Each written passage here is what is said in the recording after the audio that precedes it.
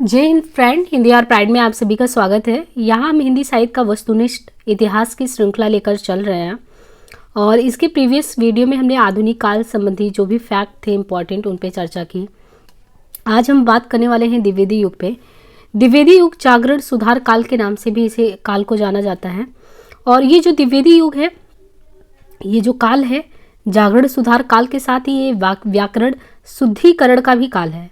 यानी महावीर प्रसाद द्विवेदी जिनके नाम पर ये काल पड़ा हुआ है, उन्होंने अपना योगदान व्याकरण के शुद्धिकरण में बहुत ही ज़्यादा दिया है। यहाँ पे देखिए, डॉक्टर नगेंद्र ने द्विवेदी काल को जागरण सुधार काल नाम से अभिहित किया, बुलाया इसको।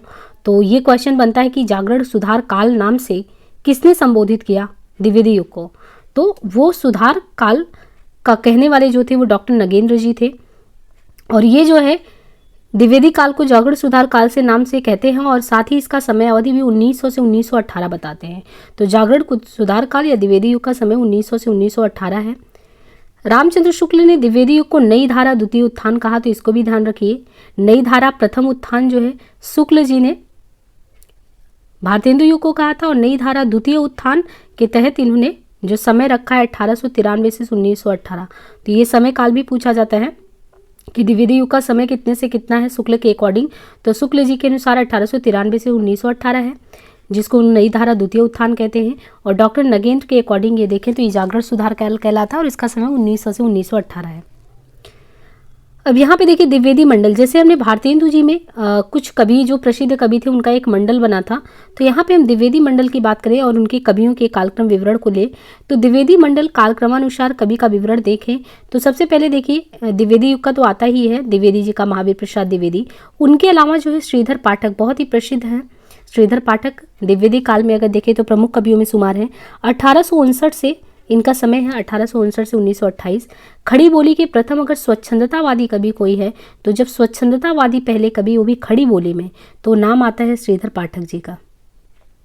श्रीधर पाठक ने ब्रज भाषा में मौलिक काव्य कश्मीर सुषमा की रचना कब की? तो देखिए खड़ी बोली के स्वच्छंदतावादी प्रथम कवि हैं, लेकिन उन्होंने ब्रज भाषा में भी लिखा। आप देखेंगे कि बहुत सारे कवि जब पहले ब्रज भाषा में लिखते थे तो वो अचानक ही नहीं छोड़ दिए, तो कुछ उनका ब्रज भाषा में लिखा गया। और जो भारतेंदु जी का समय या कह सकते हैं कि जो आधुनिक काल का समय आया उसमें खड़ी बोली का सूत्रपात होता है, तो कुछ कुछ रचनाएं ये जो कवि हैं इनके द्वारा ब्रज में भी लिखा जाता है। तो जो श्रीधर पाठक है इनके द्वारा मौलिक काव्य कश्मीर सुषमा का रचना सन 1904 में होता है कश्मीर सुषमा के नाम से। श्रीधर पाठक द्वारा अनुदित काव्य ग्रंथ, तो श्रीधर पाठक ने कुछ अनुवाद किया कुछ काव्य ग्रंथों का और बहुत ही इंपॉर्टेंट है ये सारे अनुवाद ग्रंथ। आपने जब प्रीवियस के वीडियो सॉल्व किए होंगे क्वेश्चन, तो आपने देखा होगा कि किस तरीके से इनके द्वारा जो है प्रश्न पूछे जाते रहे हैं। तो यहाँ पे देखिए जो क्रमशः इनके दिए गए हैं रचनाओं के नाम, अनुदित रचना, और एक तरफ दिया अनुदित रचना और अनुदित रचना के बाद दिया है अनुदित वर्ष कौन सा है, और इसके बाद मूल रचना, मूल रचनाकार, अनुदित भाषा। तो यहाँ पे आप ध्यान से देखिए जो गडेरिय और दार्शनिक, ये अनुवाद किया हुआ रचना है गडेरिय और दार्शनिक। किसका? मूल रचना था सेफर्ड एंड फिलोसफर। तो सेफर्ड एंड फिलोसफर जो रचना है, इस रचना को रचनाकार ने गडेरिय और दार्शनिक नाम से जो है अनुवाद किया है। एकांतवासी योगी, उजड़ ग्राम, शांत पथिक, ये तीन रचनाएं हैं। एकांतवासी योगी, उजड़ ग्राम, शांत पथिक। तो 1886 ईस्वी में मूल रचना था हर्मिट। हर्मिट का एकांतवासी योग नाम से किसने जो है अनुवाद किया है खड़ी बोली में? तो गोल्ड स्मिथ। गोल्ड स्मिथ इसके मूल रचनाकार हैं। श्रीधर, एक चीज़ और भी हम बताते हैं, ये जो जितनी भी रचनाएं हैं ये श्रीधर पाठक द्वारा अनुवाद किया हुआ रचना है। तो श्रीधर पाठक ने तो अनुवाद किया है, मूलतः ये जो लिखा गया है, तो ये देखिए अनुवाद किया हुआ भाषा इसका कौन सा है और ये किसने लिखा है? तो मूल रचनाकार जैसे गोल्ड स्मिथ ने ही ये तीनों ही रचनाएं लिखी है। गोल्ड स्मिथ का हर्मिट भी है, डेजर्टेड विलेज भी है, ट्रैवलर भी है, लेकिन इन तीनों का अनुवाद श्रीधर पाठक ने जो है ये गोल्ड स्मिथ का जो हर्मिट है, हर्मिट का इन्होंने एकांतवासी योगी से 1886 में अनुवाद किया और गोल्ड स्मिथ के डेजर्टेड विलेज का 1889 में उजड़ ग्राम नाम से श्रीधर पाठक ने किया। और गोल्ड स्मिथ का जो ट्रैवलर था, ट्रैवलर का इन्होंने शांत पथिक नाम से 1902 में इसका अनुवाद किया। और जो एकांतवासी योगी इसको खड़ी बोली में किया और जो उजड़ ग्राम है इसको ब्रजभाषा में किया और जो गोल्ड स्मिथ का श्रांत प्रतीक है इसको खड़ी बोली में किया। ये जितने भी चीज़ें बता रहे हैं बहुत इंपॉर्टेंट है, कई बार ये एग्जाम में आया है। एकांतवासी योगी का किसने अनुवाद किया, किस लैंग्वेज में किया, किस वर्ष में किया, तो ये तीनों ही बहुत इंपॉर्टेंट है। देखिए ऋतु संहार कालिदास जी का है, ब्रजभाषा में इन्होंने किया। श्रीधर पाठक की खड़ी बोली में मौलिक कृतियाँ, तो अभी जितना हमने देखा उनका अनुवाद देखा था। अब यहाँ पे श्रीधर पाठक जी की अगर खड़ी बोली में मौलिक कृतियाँ देखें तो श्रीधर पाठक के द्वारा खड़ी बोली में मौलिक कृतियाँ कौन सी हैं, तो यहाँ पे देखिए श्रीधर पाठक की खड़ी बोली में मौलिक कृतियों के बारे में देखें तो यहाँ निम्नांकित विवरण दिए गए हैं। जैसे इनके द्वारा वनाष्टक, तो वनाष्टक लिखा गया है खड़ी बोली में, इनकी मौलिक कृति है वनाष्टक। देहरादून 1915 में, भारत गीत 1928 ईस्वी में। जगत सच्चाई सार, तो जगत सच्चाई सार भी इनके द्वारा है। स्वर्गीय बीड़ा, धन विजय, शांध्य अटन, गुणवंत हेमंत, तो ये भी कई बार पूछा गया गुणवंत हेमंत किसके द्वारा है, तो गुणवंत हेमंत 1900 में लिखा गया है और ये खड़ी बोली में लिखा गया है श्रीधर पाठक के द्वारा। वनाष्टक भी पूछा जाता है ना, तो वनाष्टक है। जगत सच्चाई सार भी पूछा जाता है, तो गुणवंत हेमंत, जगत सच्चाई सार, देहरादून, स्वर्गीय बीड़ा, धन विजय, भात गीत, शांध्य अटन, ये सब श्रीधर पाठक जी का है। श्रीधर पाठक का ये सब तो खड़ी बोली में है। श्रीधर पाठक द्वारा जो ब्रजभाषा में है, तो ब्रजभाषा में रचित मौलिक कौन सा है, श्रीधर पाठक द्वारा जो ब्रजभाषा में, वो कश्मीर सुषमा 1904 में, मनोविनोद करके है 1882 में, तो कश्मीर सुषमा जो है 1904 में, मनोविनोद 1882 ईस्वी में। श्रीधर पाठक ने एकांतवासी योगी की रचना लावनी या ख्याल शैली में, तो कौन सी शैली में किया है, तो एकांतवासी योगी की रचना लावनी या ख्याल शैली में की, तथा जो श्रांत पति के उसका रोला छंद में किया है। श्रीधर पाठक द्वारा खड़ी बोली में रचित पहली कविता कौन सी, तो पहली कविता जो है गुणवंत हेमंत है। खड़ी बोली की प्रथम पुस्तक एकांतवासी योगी। अब यहाँ पे महावीर प्रसाद द्विवेदी की बात करें तो इनका समय जो है महावीर प्रसाद द्विवेदी जी का 1864 से 1938, 1864 से 1938 इनका जन्म रायबरेली के दौलतपुर गांव में हुआ। आचार्य रामचंद्र शुक्ल ने लिखा कि हम पंडित महावीर प्रसाद द्विवेदी को पद्य रचना की एक प्रणाली के प्रवर्तक के रूप में पाते हैं। किस चीज़ की, पद्य प्रणाली, पद्य रचना की एक प्रणाली के रूप में पाते हैं। महावीर प्रसाद द्विवेदी ने गद्य और पद्य दोनों के लिए खड़ी बोली में लिखा, तो महावीर प्रसाद द्विवेदी गद्य और पद्य दोनों के लिए खड़ी बोली में सामान्य बोलचाल की भाषा को प्राथमिकता देने की वकालत करते हैं। महावीर प्रसाद द्विवेदी के अनुदित और मौलिक लगभग कुल मिला के 80 ग्रंथ उनके द्वारा लिखे गए हैं। काव्य संग्रहों की बात करें तो काव्य संग्रह इनके निम्नांकित है। काव्य मंजूषा, सुमन 1923 ईस्वी, कान्य कुब्ज अबला बिलाप, देवी स्तुति शतक, कान्य कुब्जावली व्रतम। महावीर प्रसाद द्विवेदी ने लिखा है कविता का विषय मनोरंजन एवं उपदेश जनक होना चाहिए। यमुना के किनारे केली कौतूहल का अद्भुत वर्णन बहुत हो चुका है। न परिक्रियाओं पर प्रबंध लिखने की अब कोई आवश्यकता और न स्वकीयाओं की गतागत की पहले बुझाने की। चींटी से लेकर हाथी पर्यंत, बिच्छू से लेकर राजा पर्यंत, मनुष्य बिंदु से लेकर समुद्र पर्यंत, जल, अनंत आकाश, अनंत पृथ्वी, अनंत पर्वत, सब पर कविता हो सकती है। तो ये पंक्तियाँ आती हैं। किसने लिखा था कविता का विषय मनोरंजन एवं उपदेश जनक होना चाहिए, तो ये महावीर प्रसाद द्विवेदी का है। इसके अलावा ये भी आता है कि चींटी से लेकर हाथी पर्यंत, बिच्छू से लेकर, तो ये सारी चीज़ें।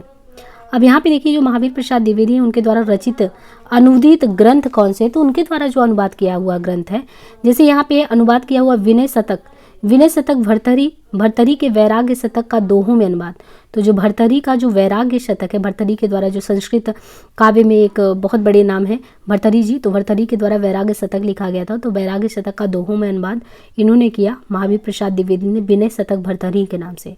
और जयदेव के जो गीत गोविंद का संक्षिप्त अनुवाद इन्होंने किया विहार वाटिका के नाम से, तो विहार वाटिका के नाम से महावीर प्रसाद द्विवेदी ने जयदेव के गीत गोविंद का संक्षिप्त अनुवाद किया।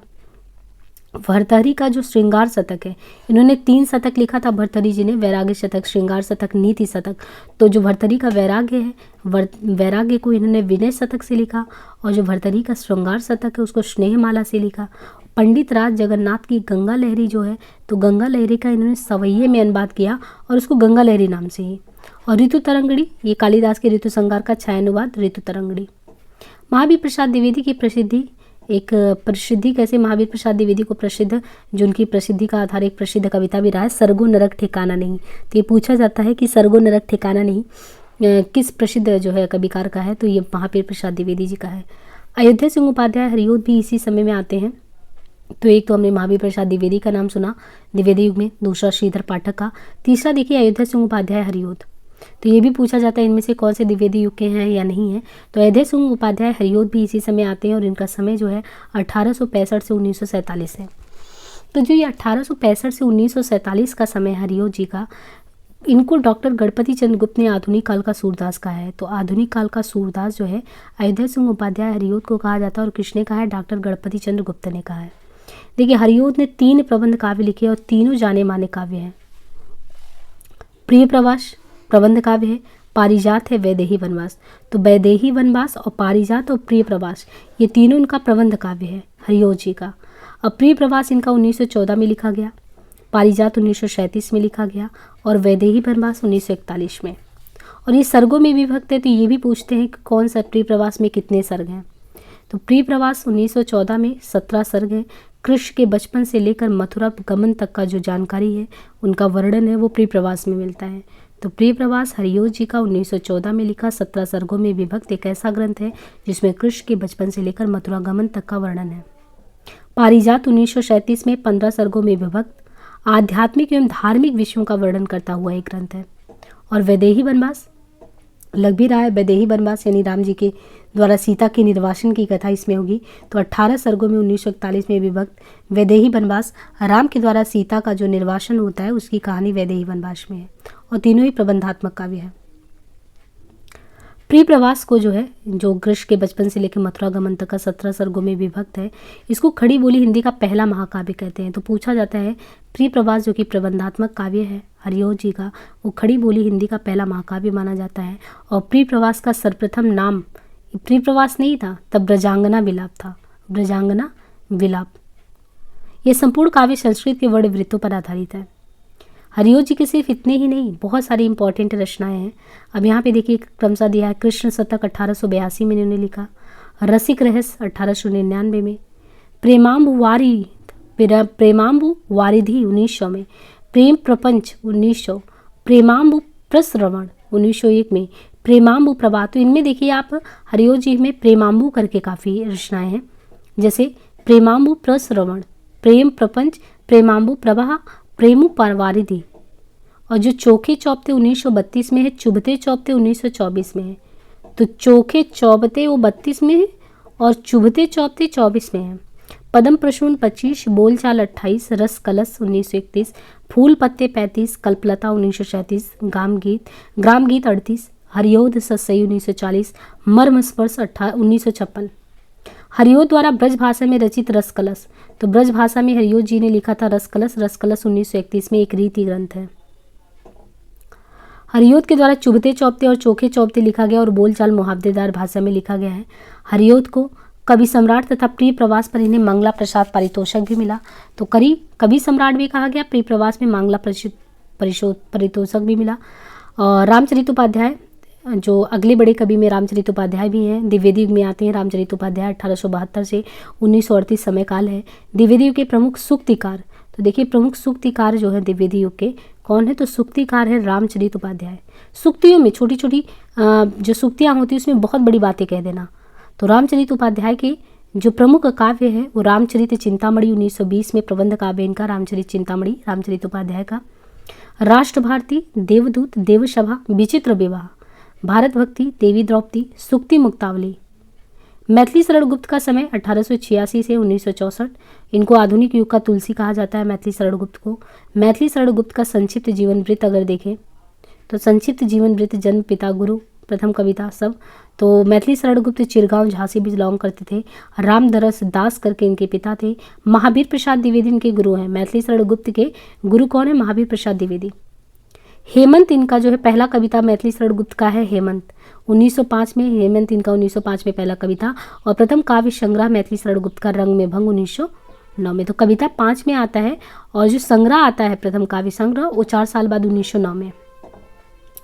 अब मैथिली शरण गुप्त द्वारा रचित प्रमुख काव्य है, इसमें से कुछ भी छोड़ने लायक नहीं है, सभी इनके इम्पॉर्टेंट हैं। मैथिली शरण गुप्त द्वारा रचित प्रमुख काव्य ग्रंथ जो है रंग में भंग 1909, जयद्रथ वध 10, किसान 1917, बिकट भट्ट 1929, गुरुकुल 1929, साकेत लिखा गया 1931 में, भारत भारती 1912, झंकार 29, यशोधरा 32, द्वापर 1936, जय भारत 1952, विष्णुप्रिया 1957, सिद्धराज 36, हिंदू 27, वैतालिक पंचवटी 1925। हिंदी साहित्य में रामचरितमानस के बाद राम काव्य का दूसरा स्तंभ मैथिली शरण गुप्त का साकेत है। आप रामचरितमानस पढ़ते हो उसके बाद अगर आए कि दूसरा कौन सा रामचरितमानस के बाद, वो साकेत है। मैथिली शरण गुप्त को साकेत रचना की मूल प्रेरणा कहाँ से मिली, उन्होंने साकेत क्यों लिखा, कैसे लिखा? तो सन 1908 में सरस्वती पत्रिका में महावीर प्रसाद द्विवेदी के लेख था, उसमें कवियों की उर्मिला विषयक उदासीनता थी। तो महावीर प्रसाद द्विवेदी का जो सरस्वती पत्रिका का संपादक का काम उनका था, तो उसमें उन्होंने एक लेख था कवियों की उर्मिला विषयक उदासीनता, यानी सभी कवि क्या है, उर्मिला पे कोई नहीं लिखता तो उदासीन है, बस उन्हें यहाँ से प्रेरणा मिल गई। और ये लेख महावीर प्रसाद द्विवेदी ने अपने छद्म नाम भुजंग भूषण भट्टाचार्य नाम से प्रकाशित कराया था। बस वहाँ से इनको प्रेरणा मिली, इन्होंने साकेत की रचना कर डाली। साकेत शब्द मूलतः जो है पाली भाषा का शब्द है, जिसका अर्थ क्या होता है, साकेत का अर्थ होता है अयोध्या। इसमें 12 सर्ग हैं। साकेत में कुल कितने सर्ग हैं? साकेत में कुल 12 सर्ग हैं। इसे डॉक्टर नगेंद्र ने जनवादी काव्य कहा है। तो इसको जनवादी काव्य किसने कहा है? डॉक्टर नगेंद्र ने इसको जनवादी काव्य कहा है। आचार्य रामचंद्र शुक्ल ने गुप्त जी को सामंजस्यवादी कवि कहा है। तो देखिए, नगेंद्र ने जनवादी काव्य कहा और रामचंद्र शुक्ल ने गुप्त जी को सामंजस्यवादी कवि कहा। मैथिली शरण गुप्त को भारत भारतीय रचना की मूल प्रेरणा, अब देखिए जो साकेत है उसकी मूल प्रेरणा कहाँ से मिली? उर्मिला विषयक उदासीनता से। और यहाँ पे जो इन्होंने भारत भारती की रचना की उसकी प्रेरणा इनको कहाँ से मिली थी? मुसद्दे हाली तथा ब्रजमोहन दत्तात्रेय का कैफीकृत भारत दर्पण जो था। तो मैथिली शरण गुप्त को भारत भारती रचना की मूल प्रेरणा मुसद्दे हाली तथा ब्रजमोहन दत्तात्रेय कैफीकृत भारत दर्पण से मिला। मैथिली शरण गुप्त ने स्वयं को कौटुंबिक कवि मात्र कहा है कि मैं क्या हूँ, इस कुटुंब का कवि मात्र हूँ। इन्हें भारत भारती लिखने पर महात्मा गांधी ने ही राष्ट्रकवि की उपाधि दी थी। मैथिली शरण गुप्त द्वारा अनुदित, उनके द्वारा अनुवाद किए गए काव्य के बारे में बात करें तो कौन सा है? प्लासी का युद्ध, बेघनाथ वध, वृत्त संहार। मैथिली शरण गुप्त ने बांग्ला कवि माइकल मधुसूदन दत्त की रचनाओं का मधुप उपनाम से अनुवाद किया। तो मैथिली शरण गुप्त ने बांग्ला कवि माइकल मधुसूदन दत्त की रचनाओं का मधुप उपनाम से अनुवाद किया। गुप्त जी ने मार्क्स की पुत्री जैनी पर जैनी नामक काव्य लिखा। तो मार्क्स की पुत्री जैनी पर जैनी नामक काव्य लिखा। गुप्त जी को द्विवेदी काल में हरिगीत का छंद का बादशाह कहा जाता। द्विवेदी मंडल के अन्य जो कवि हैं वो निम्न है। कवि जन्मस्थान रचनाएं। गिरधर शर्मा, इनका 1881 से 1961 और इनका अगर देखें तो जन्म स्थान है झालरापाटन। तो गिरधर शर्मा नवरत्न 1881 से 1961 झालरापाटन। मातृवंदना मौलिक कृति है इनकी। लोचन प्रसाद पांडे बालापुर मध्य प्रदेश से 1886 से 1959। प्रवासी मेवाड़ गाथा महानदी बुद्ध पुष्पांजलि। गिरधर शर्मा ने गोल्ड स्मिथ के हर्मिट का संस्कृत श्लोकों में अनुवाद किया। तो गोल्ड स्मिथ का जो हर्मिट था, हर्मिट का संस्कृत श्लोक में गिरधर शर्मा ने अनुवाद किया। सन 1928 में गिरधर शर्मा ने माघ के शिवपाल वध के 2 सर्गों का हिंदी माघ नाम से अनुवाद किया। लोचन प्रसाद पांडे ने चित्तौड़ के भीमसेन के अपूर्व स्वत्व त्याग की कथा नंददास की रास पंचाध्यायी के ढंग पर लिखी। लोचन प्रसाद पांडे कृत मृगीत दुखामोचन में इनकी पशुओं तक पहुंचने वाली व्यापक और सर्वभूत दयापूर्ण काव्य दृष्टि देखने को मिलती है। लोचन प्रसाद पांडे को काव्य विनोद तथा साहित्य वाचस्पति की उपाधि भी मिली। तो काव्य विनोद साथ ही साथ साहित्य वाचस्पति की उपाधि लोचन प्रसाद पांडे को मिली। अब यहाँ पे देखिए कि द्विवेदी मंडल के बाहर के कवि, कालक्रम अनुसार जो द्विवेदी मंडल से बाहर के कवि हैं उनमें और भी कवि आते हैं जो द्विवेदी युग में ही आते हैं। नाथुराम शर्मा शंकर, अलीगढ़ इनका जन्म स्थान है। 1859 से 32 का समय। अनुराग रत्न, शंकर सरोज, शंकर सर्वश, गर्भरंडा रहस्य। ये पूछा जाता है किसके द्वारा है गर्भरंडा रहस्य लिखा, तो इन्हीं के द्वारा है। इनके अलावा अनुराग रत्न, शंकर सरोज, शंकर सर्वश भी लिखा गया। बाल मुकुंद गुप्त, स्फुट कविता इन्होंने 1905 में लिखा, बहुत ही इंपॉर्टेंट है। रोहतक जन्म स्थान है 1865 से 1907 और स्फुट कविताएं बाल मुकुंद गुप्त। लाला भगवान दीन के द्वारा फतेहपुर के हैं 1866 से 1930। वीर छत्राणी, वीर बालक, वीर पंचरत्न नवीन बीन। राय देवी प्रसाद पूर्ण जबलपुर से। धराधर धावन किसके द्वारा है, तो इनके द्वारा इंपॉर्टेंट है धराधर धावन। स्वदेशी कुंडल 1910 राय देवी प्रसाद पूर्ण के द्वारा। इनके अलावा मृत्युंजय है, राम रावण विरोध है, वसंत वियोग, पूर्ण संग्रह। सैयद अमीर अली 1873 से 37, सागर, उलाहना पंचक, अनुयोक्ति शतक। कामता प्रसाद गुरु के द्वारा, सागर के रहने वाले थे, मध्य प्रदेश सागर। भौमासुर वध, विनय पचासा, पद्य पुष्पावली, दासी रानी, शिवाजी, तो कामता प्रसाद। गया प्रसाद शुक्ल स्नेही उन्नाव के थे। कृषक क्रंदन इनका इंपॉर्टेंट है, गया प्रसाद शुक्ल स्नेही के द्वारा कृषक क्रंदन। प्रेम पच्चीसी राष्ट्रीय वीणा, त्रिशूल, तरंग, करुणा, कादम्बिनी। रूपनारायण पांडे 1884 लखनऊ से, पराग, वन वैभव। रामनरेश त्रिपाठी जौनपुर से, और रामनरेश त्रिपाठी जी का है मिलन 1917, पथिक 1920, मानसी 1927, स्वप्न 29, कविता कौमुदी। तो ये सारी रचनाएं इंपॉर्टेंट है, मिलन भी, पथिक भी, मानसी भी, स्वप्न, कविता कौमुदी। ठाकुर गोपाल शरण सिंह 1891 से 1960 रीवा, माधवी मानवी, संचिता ज्योतिष्मती। मुकुटधर पांडे बालापुर मध्य प्रदेश, आंसू उद्गार, पूजा फूल, कानन कुसुम। तो कानन कुसुम इनका है। देखिए यहाँ पे जो नाथूराम शर्मा है, नाथूराम शर्मा जो ये समस्या पूर्ति और अतिशयोक्ति कविता करने में प्रवीण थे। समस्या पूर्ति भी और अतिशयोक्ति कविता। नाथूराम शर्मा शंकर को कविता कामिनी कांत, भारतेंदु प्रज्ञा, साहित्य सुधाकर आदि उपाधियों से विभूषित किया गया। तो ये क्वेश्चन आया हुआ है प्रीवियस में। नाथूराम शर्मा शंकर को कविता कामिनी कांत, भारतेंदु प्रज्ञा, साहित्य सुधाकर आदि उपाधियों से प्रभावित किया। नाथूराम शर्मा शंकर का जो कृति है गर्भरंडा रहस्य एक प्रबंध काव्य है, जिसमें विधवाओं की बुरी स्थिति और देव मंदिरों के अनाचार का वर्णन किया गया है। तो एक तो नाथूराम शर्मा का ये ध्यान रखिए कि कविता कामिनी कांत, भारतेंदु प्रज्ञा, सुधाकर आदि उपाधियों से इनको विभूषित किया गया। गर्भरंडा रहस्य एक प्रबंध काव्य जिसमें विधवा की बुरी स्थिति के बारे में कि देव मंदिर में कैसे उनके साथ अत्याचार होता था।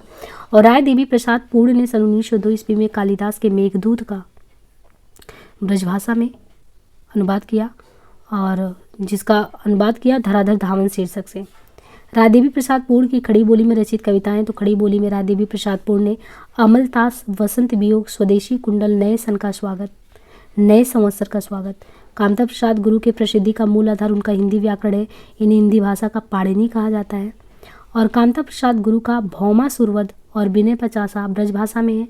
तो यहाँ पे देखिए जो कामता प्रसाद गुरु इनका भौमा सुरवत, विनय पचासा ब्रजभाषा में तथा पद्य पुष्पावली खड़ी बोली में है। गया प्रसाद शुक्ल श्रृंगारी कविता स्नेही उपनाम से लिखते थे तथा राष्ट्रीय भावनाओं की कविता त्रिशूल। गया प्रसाद शुक्ल स्नेही खड़ी बोली में कविता और सवैया छंद का प्रयोग करने में प्रवीण थे।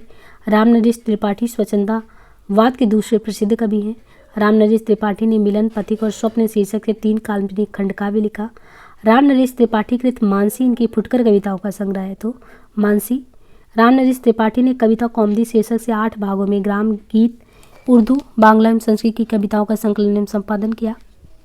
मुकुटधर पांडे को आचार्य रामचंद्र शुक्ल ने छायावाद का प्रवर्तक स्वीकार किया। मुकुटधर पांडे लोचन प्रसाद पांडे के अनुज थे, इन्हें पांडे बंधु भी कहा जाता था। और मैथिली शरणगुप्त और मुकुटधर पांडे द्विवेदी युग के प्रसिद्ध प्रगीतकार माने जाते हैं। द्विवेदी काल जो रहा है ये ब्रजभाषा काव्य काल क्रमानुसार अगर देखें तो जगन्नाथ दास रत्नाकर का संक्षिप्त जीवन वृत्त अगर यहाँ देखें तो मूल नाम क्या था इनका, जगन्नाथ दास ही था। 1866 से 1932। पिता इनके पुरुषोत्तम दास, नवनीत लाल चतुर्वेदी इनके गुरु थे और उपनाम इनका रत्नाकर था। तो रत्नाकर इनका उपनाम है। रत्नाकर उर्दू में उनके उपनाम जकी उपनाम से लिखते थे। ये क्वेश्चन भी आया हुआ है, जकी नाम से कौन लिखता था, रत्नाकर लिखते थे। रत्नाकर की प्रमुख काव्य कृतियों में गंगा अवतरण 1927, उद्धव शतक 1929, हरिश्चंद्र और हिंडोला 1894, श्रृंगार लहरी, कलकासी, विराष्टक। रत्नाकर ने अंग्रेजी विद्वान पोप के एसे ऑन क्रिटिसिज्म का रोला छंद में समालोचना दर शीर्षक से अनुवाद किया है। सत्यनारायण कविरत्न 1880 से 1918 ईस्वी की समस्त रचनाओं का संकलन बनारसी दास चतुर्वेदी ने हृदय तरंग शीर्षक से प्रकाशित किया है। कविरत्न की प्रसिद्ध रचनाएं हैं भ्रमरदूत, प्रेमकली। कविरत्न ने भवभूति के उत्तर रामचरित और मालती माधव तथा लॉर्ड मैकाले के अंग्रेजी खंडकाव्य होरेशस का ब्रजभाषा में अनुवाद किया है। द्विवेदी युगीन जो महत्वपूर्ण कवि और उनके महाकाव्य कौन से यहाँ पे दिए गए हैं क्रमशः, तो यहाँ पे द्वारका प्रसाद मिश्र के द्वारा कृष्णायन 1943 महाकाव्य है। बलदेव मिश्र ने लिखा साकेत संत 1946, उदय शंकर भट्ट ने तक्षशिला 1931, प्रताप नारायण पुरोहित नल नरेश 1933। गुरु भक्त सिंह, नूरजहां, विक्रमादित्य, सिद्धार्थ सरवाड़ी करके वर्धमान। श्याम नारायण पांडे ने लिखा है हल्दी घाटी का और जौहर दोनों ही लिखा है। मोहनलाल महतो, आर्यावर्त 1943, हरदयालु सिंह, दैत्यवंश और रावण 1952। अब यहाँ पे देखिए द्विवेदी युग के जो कवि हैं उनकी कुछ महत्वपूर्ण पंक्तियाँ दी गई हैं, जिसे श्रीधर पाठक जी की जो महत्वपूर्ण पंक्ति है, निज भाषा बोलो लिखो पढ़ो गुनहु सब लोग, करहु सकल विषयन विषय निज भाषा उपयोग। तो अपनी ही भाषा को बोलने पे जोर देते हैं कि निज भाषा बोलिए भी, लिखिए भी, पढ़िए भी, गाइए भी सब लोग। और ये भी कहते हैं श्रीधर पाठक जी कि वंदनीय वह देश जहाँ के देसी निज अभिमानी हो, निज स्वयं के अभिमानी हो, वंदवता में बदे परस्पर परता के अज्ञानी हो। श्रीधर पाठक का ये बहुत प्रसिद्ध पंक्ति है कि जगत है सच्चा तनिक न कच्चा, समझो बच्चा इसका भेद। प्रकृति यहाँ एकांत बैठी निज रूप संवारती, ये भी प्रसिद्ध पंक्ति है। तो निज भाषा बोलो लिखो पढ़ो गुनो सब लोग। दूसरा वंदनीय वो देश जहाँ के देसी निज अभिमानी हो।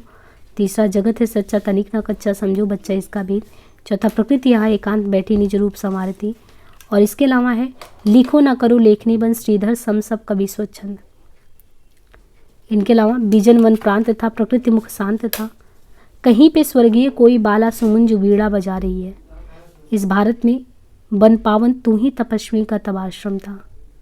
महावीर प्रसाद द्विवेदी के द्वारा जो पंक्तियां हैं, सुरम्य रूपे रसरासि रंजिते, विचित्र वर्णा वर्णे कहाँ गई, अलौकिकानंद विधायिनी महा, तुम्ही अन्नदाता भारत के सचमुच बैलराज, श्रीयुक्त नागरी बिहारी दशा तिहारी, वैसी भावनी के तब सेवा लागे करण पढ़ाओ का झूठी, सारी प्रजा निपट दिन दुखी जहाँ है, कर्तव्य क्या ना कुछ भी तुझको वहाँ है। अयोध्या सिंह उपाध्याय हरियोत के द्वारा दिवस का अवसान समीप था, गगन था कुछ लोहित हो चला। तो ये किसकी पंक्तियाँ हैं? दिवस का अवसान समीप था, गगन था कुछ लोहित हो चला, अयोध्या सिंह उपाध्याय जी का। प्रियपति व प्राण प्यारा कहाँ है, रूप उद्यान प्रफुल्ल प्राय कलिका रोकेंदु बिंबना, शोभा वारिधि की अमूल्य मणि सी लावणी लीलामयी, श्री राधा मृदुभाषिणी मृग द्रुति माधुर्य शन मूर्ति थी।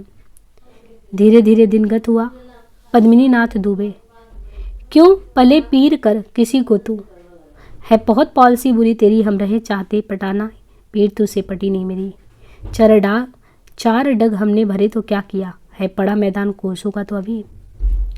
देखिए यहाँ पे मैथिली शरण गुप्त के भारत भारती से पंक्तियाँ। भूलोक का गौरव प्रकृति का पुण्य लीला स्थल कहाँ है, फैला मनोहर गिरी हिमालय और गंगा जल जहाँ है, संपूर्ण दोषों से अधिक किस देश का उत्कर्ष है, उसका की जो ऋषि भूमि है वो कौन भारतवर्ष है। हम कौन थे, क्या हो गए और क्या होंगे अभी, आओ विचारे आज मिलकर ये समस्याएं सभी। और ये केवल मनोरंजन ना कवि का कर्म होना चाहिए, उसमें उचित उपदेश का मर्म होना चाहिए। मैथिली शरण गुप्त। क्षत्रिय सुनो अब तो कयस की कालिमा को मेट दो, निज देश को जीवन सहित तन मन और धन पेट दो। वैश्यों सुनो व्यापार सारा मिट चुका है देश का, सब धन विदेशी हार रहे हैं, पार है क्या क्लेश का। ये सभी मैथिली शरण गुप्त के भारत भरती से पंक्तियां हैं। साकेत से भी दिया गया है, राम तुम मानो हो ईश्वर नहीं हो क्या, विश्व में रमे हुए नहीं सभी कहीं हो क्या। भव में नव वैभव व्याप्त कराने आया, नर को ईश्वरता प्राप्त कराने आया, संदेश यहाँ मैंने स्वर्ग का नहीं लाया, इस भूतल को ही स्वर्ग बनाने आया। ये भी पंक्तियाँ कई बार आई हैं क्वेश्चन। पहले आंखों में थे मानस में क्रुद्ध, मग्न प्रिय आप थे, छींटे वहीं उड़े थे बड़े बड़े अश्रु अब कहाँ थे। सखी नील नभस्सर से उतरा ये अंश आहा तरता तरता, घटना हो चाहे गुटा उठ नीचे से नित्य, वेदने तू भी भली बनी। हाँ मेरे कुंज का कुजन रोकर निराश होकर सोया, मेरे चपल यौन बाल अंचल अंचल में पड़ा सो मचल कर मतसाल।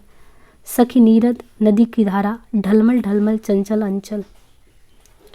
वो और भी कहते हैं कि ओ मेरे मानस के हास खिलस सहस्त्र दल सरस सुवास, सजनी रोता है मेरा गान प्रिय तक नहीं पहुंच पाती है उसकी कोई तान। तो साकेत से पंक्तियां हैं। बस इस प्रिय कानन कुंज में मिलन भाषण की स्मृति पुंज में, अभय छोड़ मुझे तुम दीजियो, हासन रोदन से ना पसीजियो। यशोधरा से है कि सखी वे मुझसे कहकर जाते, बहुत इंपॉर्टेंट है, सखी वे मुझसे कहकर जाते, बुद्ध भगवान जब चले जाते हैं छोड़ के, अबला जीवन है तुम्हारी यही कहानी।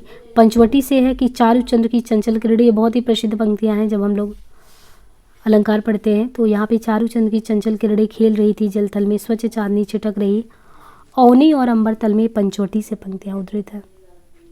नाथुराम शर्मा शंकर के द्वारा है, देशभक्त वीरों मरने से नेक नहीं डरना होगा, प्राणों का बलिदान देश की बेदी पर करना होगा। कहते हैं कि छड़ी धार छैल छबीले बनो, रंगीले रसीले फवीले बनो। तो ये रंगीले फसीले फवीले वियोगी ये सब नाथुराम शर्मा शंकर के द्वारा है। भड़क बुला दो भूतकाल की साजिए वर्तमान के साज, फैशन फेर इंडिया भर के गोरे गॉड बनो ब्रजराज। राम नरेश त्रिपाठी के द्वारा कहा जाता है, गंध विहीन फूल है जैसे चंद्र चंद्रिकाहीन, यूं ही फीका है मनुष्य का जीवन प्रेम विहीन। तो मनुष्य का जीवन प्रेम विहीन फीका है, राम नरेश त्रिपाठी जी कहते हैं। प्रेम स्वर्ग है, स्वर्ग प्रेम है, प्रेम असक अशोक, ईश्वर का प्रतिबिंब प्रेम है, प्रेम हृदय आलोक। तो देखिए प्रेम पे बहुत ज़्यादा जोर देते हैं रामनरेश त्रिपाठी। प्रकृति प्रेमी भी हैं, प्रकृति पे काफ़ी कविताएं करते हैं। तो इन्होंने जीवन प्रेम विहीन के बारे में बताया। प्रेम हृदय आलोक, सच्चा प्रेम वही है जिसकी तृप्ति आत्मबलि पर हो निर्भर, त्याग बिना निष्प्राण प्रेम है, करो प्रेम पर प्राण निछावर। देश प्रेम व पूरे क्षेत्र अमल असीम त्याग से विलसित आत्मा के विकास है जिसमें मनुष्यता होती है विकसित। पराधीन रहकर अपना सुख शोक न कह सकता, वह अपमान जगत में केवल पशु ही सह सकता। जगन्नाथ दास रत्नाकर के द्वारा कहा जाता है कि नंद और जसमती के प्रेम पगे पालन की, लाड़ भरे लालन की लालच लगावती। रूप रस पीवत आघात न होते जो, तब सोई अब आंसू है उबरी गिरबो करे। भेजे मन भावन के उद्धव के आवन की, सुध ब्रज गावन में पावन जब लागे। दीन दशा दे की ब्रज बालन की, उद्धव की गरीबो गुमान। कान्हा दूत के धव ब्रह्म दूत है पधारे आप। सत्यनारायण कविरत्न के द्वारा अलबेली कहूबेली दुमन सो लिपटी सुहाई कमनाई, धोए धोए पातन की अनमम कमनाई। लखी व सुषमा जाल लल निज बिन नंदरानी, हरि सुधी उमड़ी घुमड़ी अकुलानी। कौन भेजो दूत पूत सुबिथा सुनावे, बातन में बहराई जाई ताको यह लावे। नित नव परत अकाल काल को चलत चक्र चाहू, जीवन को आनंद न देखो जात यहाँ काहो। जे तजी मातृभूमि सो ममता होत प्रवासी, तीह विदेशी तंग कर दे विविधा खासी। पढ़ी ना अक्षर एक ज्ञान सपने नहीं पावो, दूध दही चाटन में सबरो जन्म गमायो। नारी शिक्षा निदारत जे लेग अनारत, ते स्वदेश अवनति प्रचंड पातक अधिकारी। तो यहाँ से अब शुरू होता है छायावाद। तो हमने इसके पहले आधुनिक काल, और आधुनिक काल में हमने देखा भारतेंदु युग, और भारतेंदु युग के बाद द्विवेदी युग। अब यहाँ पे हमें छायावाद से संबंधित जो भी है क्वेश्चन, तथ्यात्मक जो भी है वो करना है। हिंदी और प्राइड टेलीग्राम लिंक आपको डिस्क्रिप्शन में प्रोवाइड किया जाएगा, वहाँ से आप जो है जो चैनल से है वो जुड़ सकते हैं और लगातार इस चैनल से लाभ ले सकते हैं। और प्लीज़ लाइक शेयर सब्सक्राइब करना बिल्कुल भी ना भूलें। Keep supporting, keep watching. So आज के लिए इतना ही, धन्यवाद।